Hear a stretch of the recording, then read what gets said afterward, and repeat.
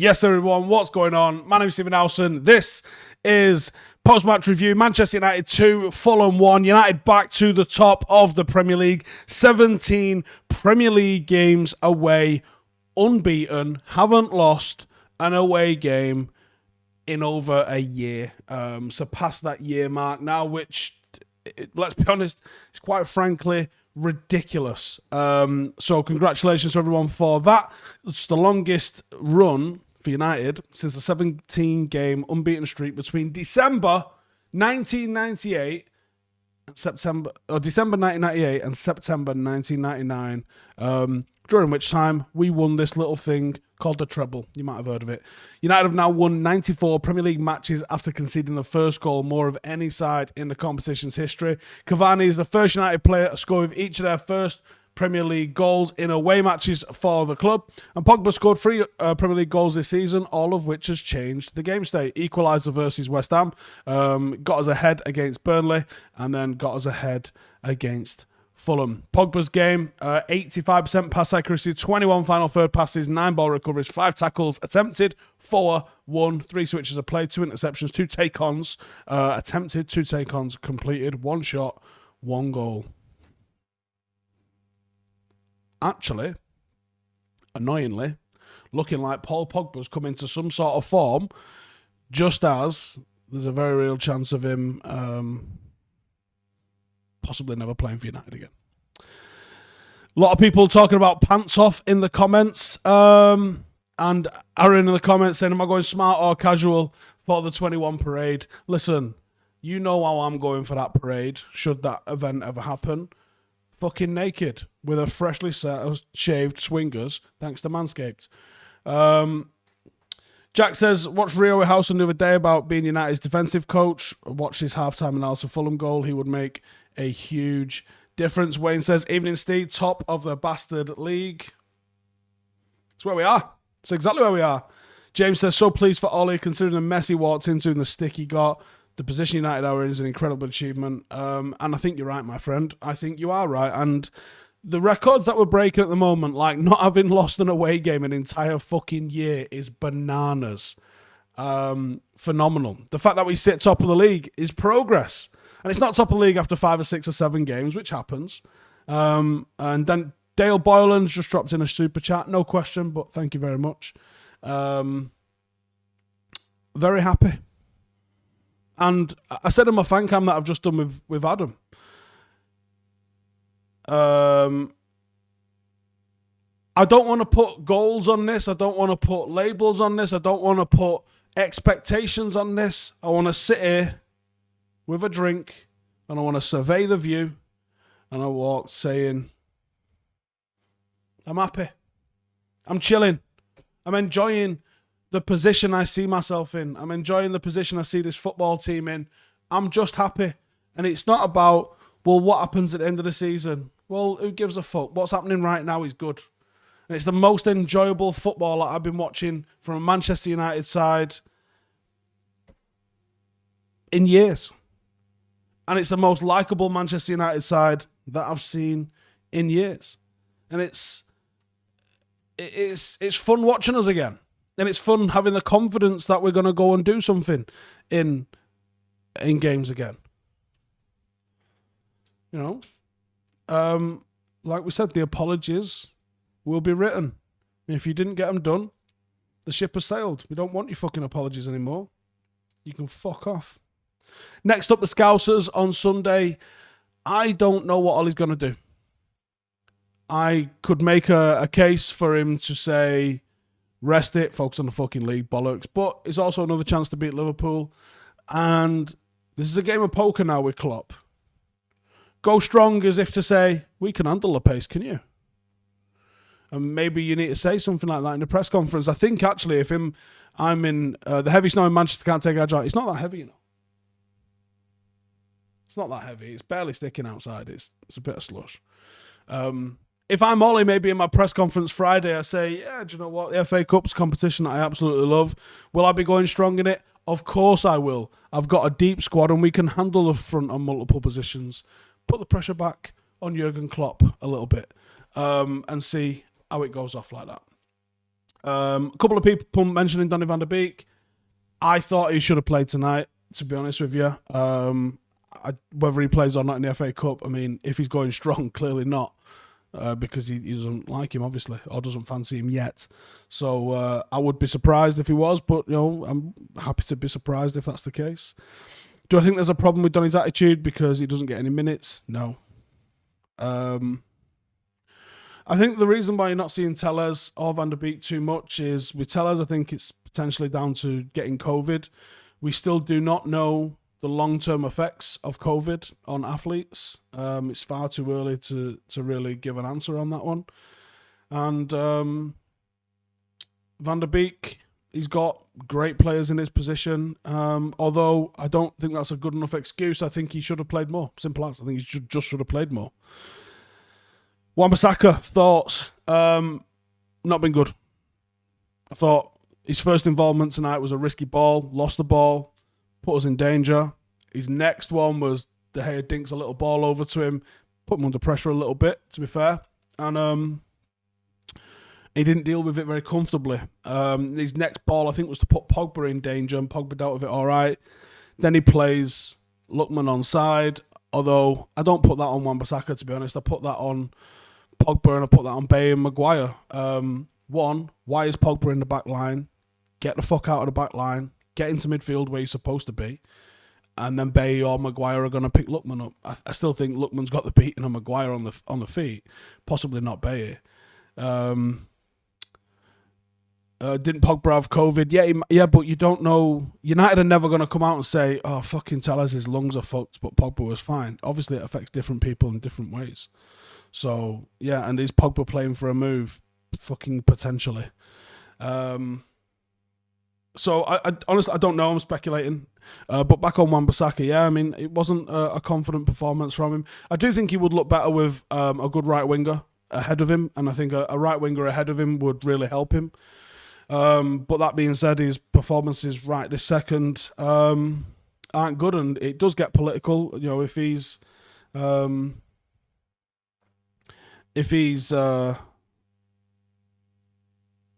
not up to it, it's a big admission from United to say it didn't work out with him and then get rid of him.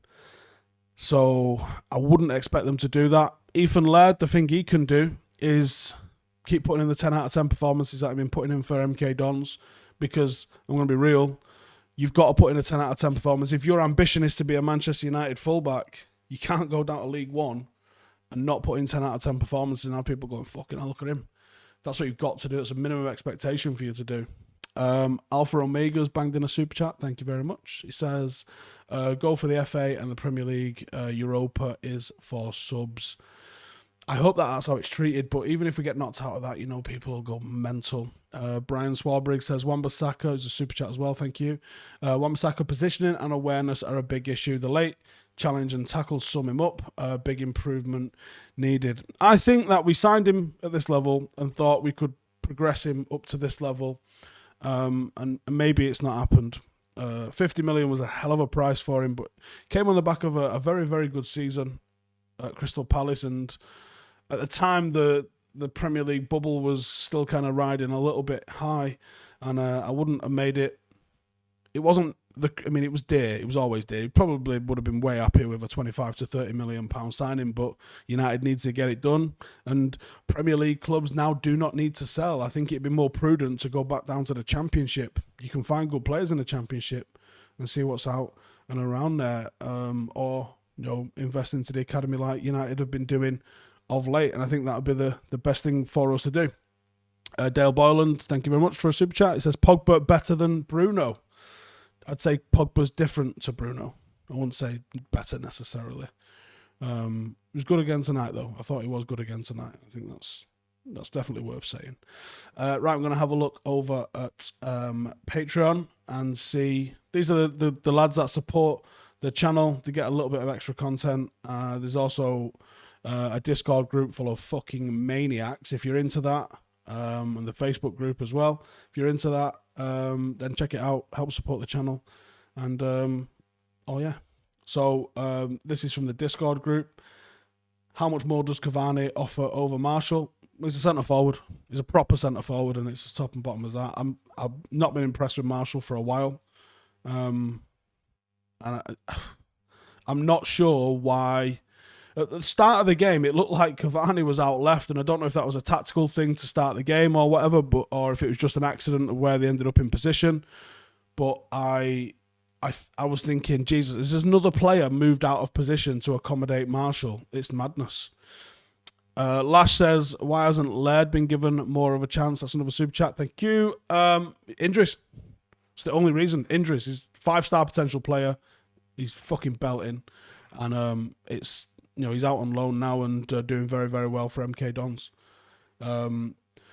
Not saying, does this win give us more reassurance for our games this month against other relegation strugglers like Sheffield United and Arsenal? Got to take it one game at a time. Like I've been saying, 25, 30 games in is when you can start getting giddy. But United now do have the ability to open up these teams. Like when we went behind today, was there any point where you was like, we're not getting back into this? Or my personal feelings was, patience. I always feel like this team's going to score. I always feel like this team's got the potential to score goals. So I don't panic like I did previously. And maybe that's a sign that we're almost... I think the way people are reacting to us on social media tells me that we're nearly back. But maybe that confidence is another thing why we're back as well. Do you feel confident when we go behind in a game now? Like the video if you do. And if you don't like the video as well. How about that? Cheers. AWB was a defensive powerhouse last season, yet he's been lacklustre this term. Do I think there's a reason for that? Again, I think a consequence of United's line going higher up. I thought Harry Maguire was better when we played counter-attacking. I think Wan-Bissaka's been better when we played counter-attacking. When you ask him to be a part of... Like, fullbacks take a lot of possession when you're a possession-based team, so they have to be good on the ball. When you're a counter-attacking team, the fullbacks being very quick in possession and actually not really doing a great deal of it because the ball's trying to go forward into the channels behind an attacking line that's usually a little bit higher up. When you're a more possession-dominant team, that fullback's now going to have to be on the ball more, and also the tackles and challenges that he makes and the sort of scenarios that he finds him in are just different. And I think fundamentally, since they arrived, I don't think it's just in the seasonal thing. I think it's since Bruno came, United have decided to be a bit more possession-based of a team. K Robbo has banged in a super chat. Thank you, pal. He says, I hate Marshall's body language. He's got no desire and slowly losing my head with him. Ain't got the United mentality. I tend to agree on the body language thing. I wouldn't say I hate it, but I think his body language can undo him a little bit. And I think I'm reluctant to say, yeah, I absolutely agree. Fuck him off. Because I think Berbatov was like that. But you could never doubt the effort that Berbatov was putting in. It was just his natural persona was a bit more chill. How many more games do we give Marshall? Poor yet again today, and we seem to be putting Rashford's form at risk to keep Tony in. Surely he has to go. I think Rashford has needed a rest, and maybe if he gets that rest, maybe he's happy days. With Tony, I don't know. Maybe he needs to be taken out of the team for a couple of weeks. Greenwood's not in form either. I thought he was quite quiet today. James, don't know if I trust him. Mata totally changes the dynamic of how we play. Could you really bring him in? Lingard, same. I don't think you'd bring him in. And I don't think Palestri and Ahmad are going to play that much. So you've got a question, at what point do you bring him in if you're going to bring him in? Or bring him out of the team even? Aiden's banged in a super chat and says, do I think Sancho is still a possibility? Look, this hasn't changed in 2.5 years. If Manchester United pay what Dortmund want, Jadon Sancho will come to Manchester United. Jadon Sancho has wanted to come to Manchester United for this entire time, and all that's held it up is United's reluctance to pay the fee that Dortmund wanted for him. If we'd have paid the fee, it'd have been here already. I would say we still need a right winger. I don't think we can justify spending 100 million at the moment in the current climate on a right winger though. And I would probably look to someone more in the 30, 40 million kind of range. And even like, Ahmad Traore, I'd go for him, to be honest. I know he's had shite numbers, but I look at what he does and I go, I don't think he'd have shite numbers at United. And I think he really suits the way we play. I don't necessarily think he suits the way Wolves play. Adama. I know he's ambassador for the Blind United supporters group, but Shaw was poor today. What? Is it? What's that got to do with anything? Oh, and Marshall just didn't click together. I thought Shaw was all right today. There wasn't anything that I was pulling my hair out massively with him today. He looked like he was putting effort in, which is my main gripe with him. He normally doesn't. But, again, tonight he did, and against Liverpool he did. TJ says, as Bruno starts every game, do you think he's going to cost us in our aims this season? Seems like he needs a rest, and Van der Beek needs some minutes. Yep, been saying that for a while. I think he does need a rest. And whether Ole or not comes and says, oh, Bruno says he doesn't need a rest, you're his fucking manager. You're supposed to be able to look at that and decide, no, actually, you need a rest, and I'm giving you a rest. You're getting a rest. And Jack with a super chat, cheers, pal, says, get Donny in as a 6 for Fred. Depends on the game. Sometimes you need someone to do a bit of a ratter job, and that's what Fred's very good at. I'm not sure Van der Beek's got that in his locker, but there is a place for Van der Beek. I think he's a very good technical footballer. I keep going back to this game against Southampton, but it's fucking the last time we've seen him for any length of time. And I thought it was fantastic against them, so I would love to see that more. Aaron says, I think we all want to see Bay secure the centre-half spot next to Maguire, but we know that he will get mad moments like the first goal. I don't think that's a mad moment. I think that's a mistake or miscommunication, because Pogba should not have been in the fucking back line. I wouldn't call it a mad moment, though. It does need fixing.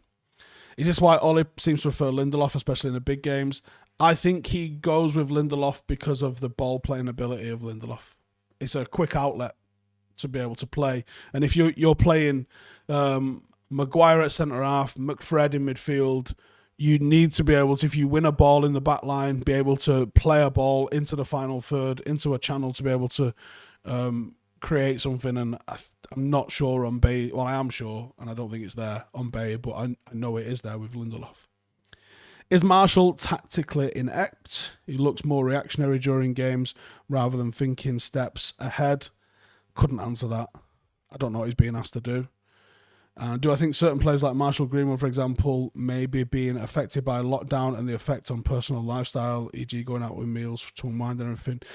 Yeah, to be honest, like I spoke to a few people today, and if this is relevant for any of you lot, I've had a chat with a couple of friends today who have said that they're not fucking coping at all with this current lockdown, the prolonged effect on everyone's lives, and why we would think young footballers, just because they're on big cash, would be any different, to our mates. It is mad, to be honest. And whether the club is doing anything for them, I don't know. Or I don't know what the club is doing, but I would hope that anyone is being mindful of, the fucking shit circumstances we find ourselves in. The pressure of playing for Manchester United doesn't necessarily go away. It's there online. We know Mason, at least, definitely is aware of it. I don't know if Tony's aware of it. And if they are, just because you're earning a lot doesn't mean that necessarily goes away. And I would say, even though you're not necessarily playing in front of a crowd, maybe there's an energy exchange. When you play in front of a crowd, you've seen players mention how charged up they get playing in front of a crowd. I can imagine for people who've been professional footballers playing in front of a crowd to now playing in these weird empty stadiums, it's fucking bizarre for them.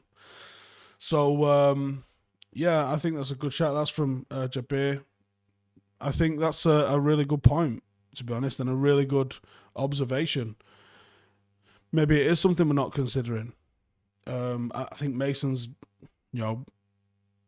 got away with a few things with lockdown where maybe he's gone out or done stuff he's not supposed to. And maybe it's affecting him because he feels trapped. I feel trapped at the moment. I feel fucking well trapped with this at the moment. I like travelling. I loved going and watching the amateur mixed martial arts championships. I love going watching football in foreign countries. Did nothing last year at all. And this year's probably going to be the exact fucking same, and you know, I do feel trapped with it. Let's see some questions.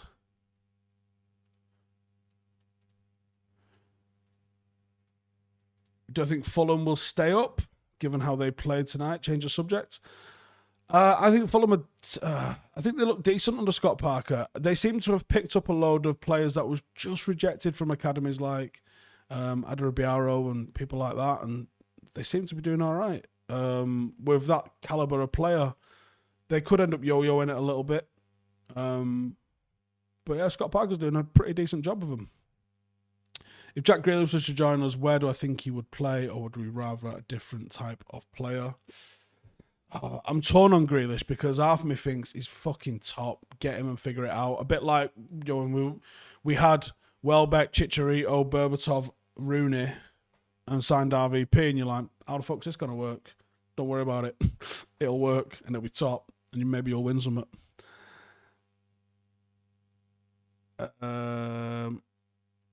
Righty, I'm going to wrap it up there. Matty Cash, decent right back. We need him, says Surav. Check this out. Hey, Surav, did you know that he came through the Nike Academy? Do you remember that YouTube series that Nike did? Just a bit of an FYI for you. But cheers for tuning in, everyone. And hope you're all fucking all right coping with this bullshit lockdown thing, because I think it's gone on for so long, I don't think any of us even ask how you're getting on anymore. Yeah, I feel fucking trapped. I'm not digging it at the moment. So, you know, if you are, fucking get in the comments and fucking support each other a little bit, because, you know what, we're top of the league.